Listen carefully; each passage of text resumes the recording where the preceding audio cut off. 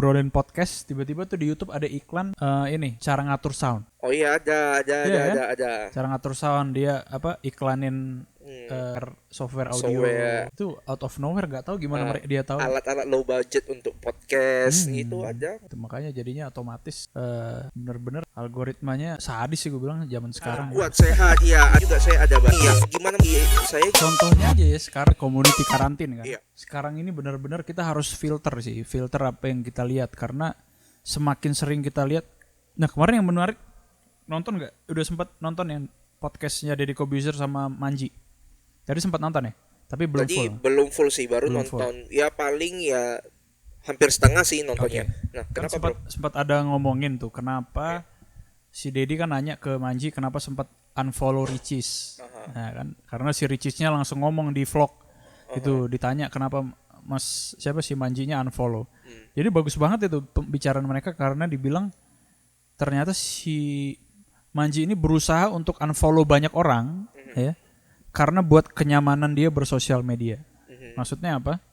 Sebenarnya waktu kita buka sosial media itu Instagram, Facebook, YouTube itu baca algoritma kan?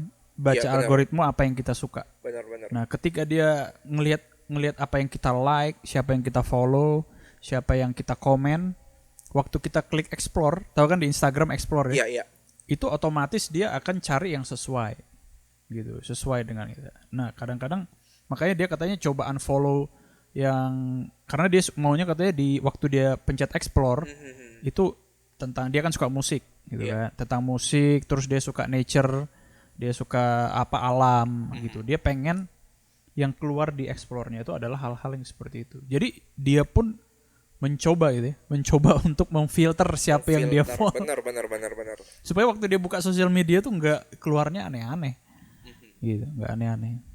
Kayak sekarang kita, ya aku juga suka bingung ya kadang-kadang di mungkin pas kita pernah sekali nge-like orang yang bikin kayak video TikTok. Oh iya. Waktu lihat explore tiba-tiba bingung nggak? Semuanya keluar video-video TikTok, video-video. Video TikTok. Iya kan. Terus kali kita nge-like artis, ya kan, langsung semua artis keluar di situ. Ya jadi memang kembali ke kita lagi sih, gimana kita bijaknya ya. Kalau di Facebook masih enak loh, kita masih bisa lihat see first. Ya, maksudnya see first ini waktu kita buka timeline, yang pertama kali kita lihat apa? Nah, jadi contohnya kayak aku sekarang, yang aku bikin see first ya mungkin kayak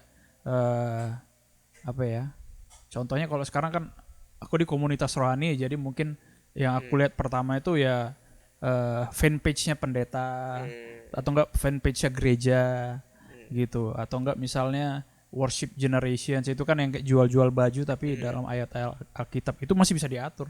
Kalau di Instagram kan nggak bisa. Iya, makanya tuh kalau untuk menyaring informasi, makanya kenapa kita juga harus menyaring informasi sih.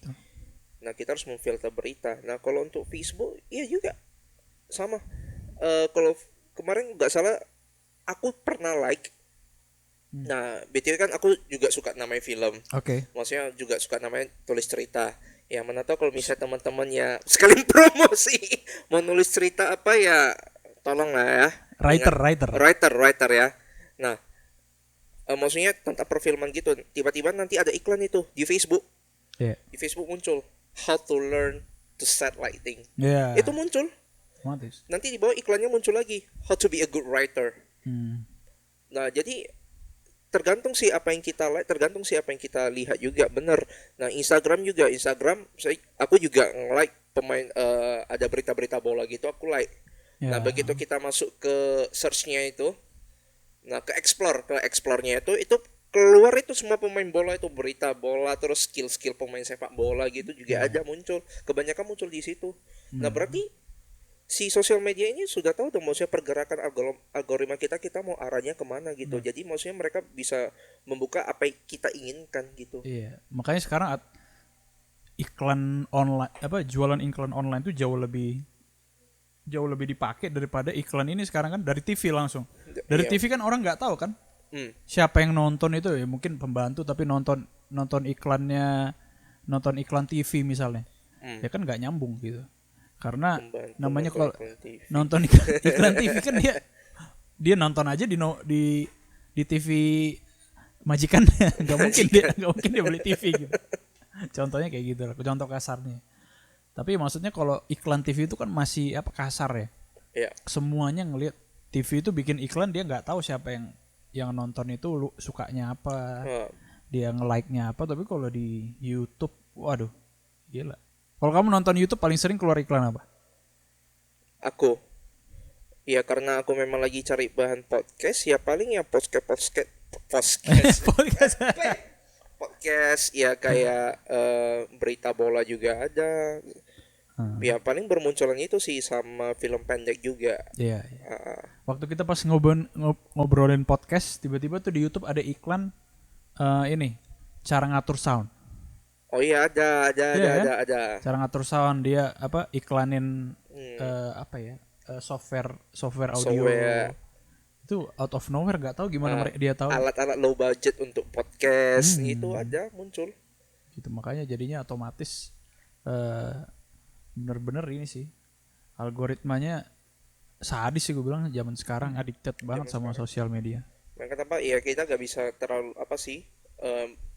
makanya kenapa kan sekarang kalau nggak salah, apakah memang ini sudah diberlakukan atau belum, ya aku masih belum tahu sih. Instagram itu sekarang sedang mau namanya itu menghapus like, bukan menghapus like sih, ibaratnya jumlah like itu kita nggak tahu. Nah, apakah memang sudah diberlakukan? Nggak tahu, belum dah. Nggak tahu, tapi maksudnya aku dengar rumornya kayak gitu sih. Bahwa Instagram bakal menghapus karena itu membuat orang menjadi insecure terhadap hal itu.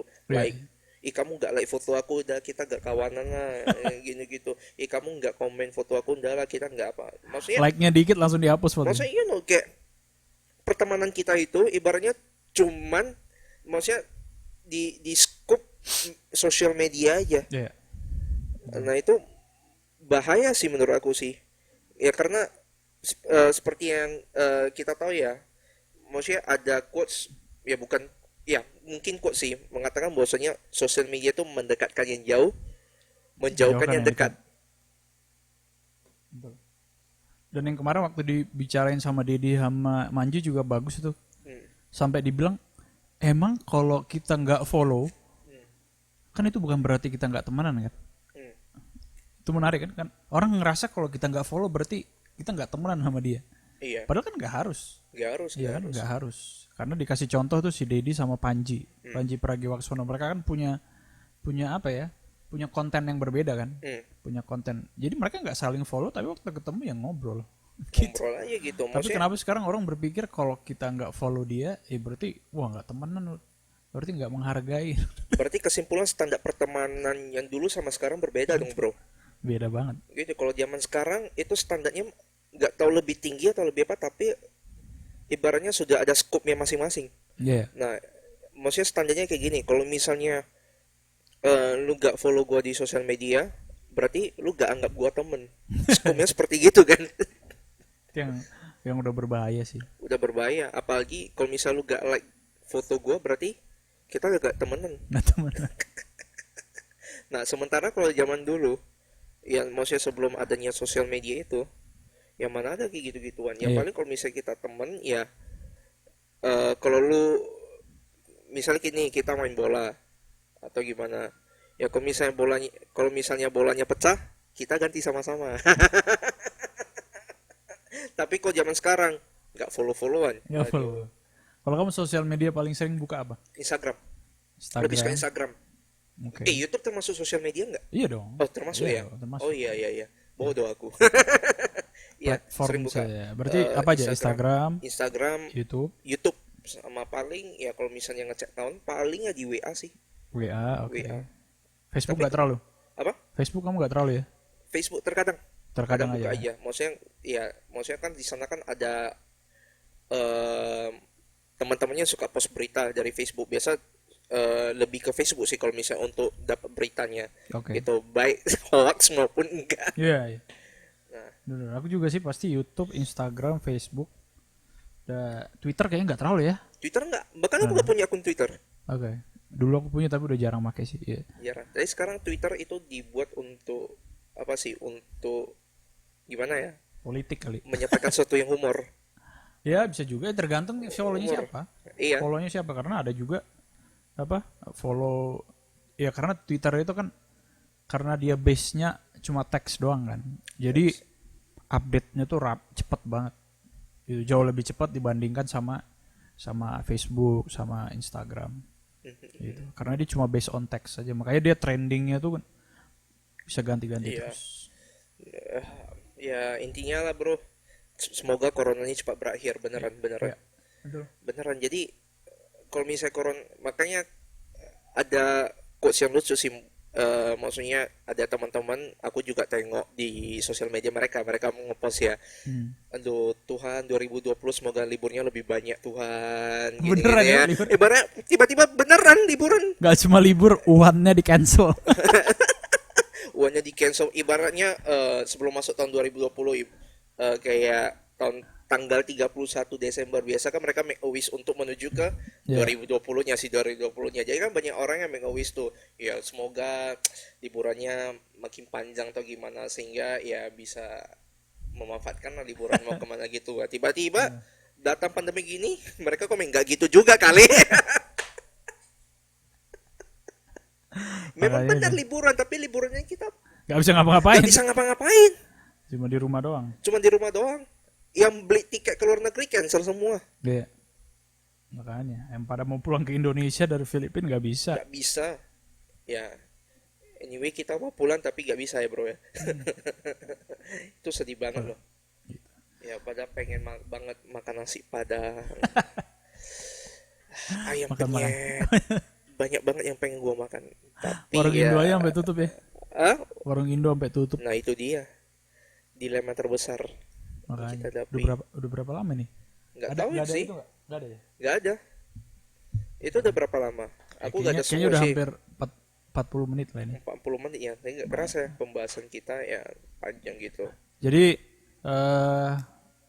kita harapkan sih cepat berakhir ya. Cepat berakhir. Jadi semoga maksudnya badai ini pasti berlalu lah. Betul. Nah ibaratnya ya kalau menurut aku sendiri, eh maksudnya ya aku ibaratkan seperti sepak bola.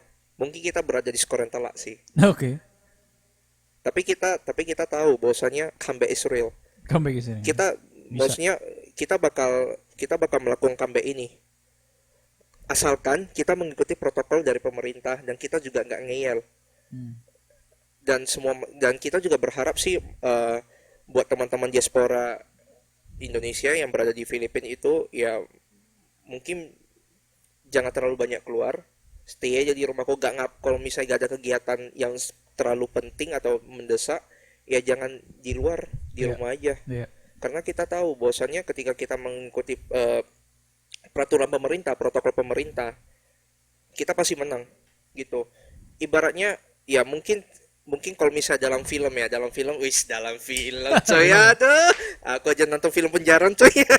Ibarat dalam film ini kita berada di situasi yang apa, maksudnya situasi yang tertekan gitu. Iya, iya. Tapi kita percaya bahwa comeback itu real dan kita akan mendapatkan sesuatu yang memang lebih baik, happy ending Betul.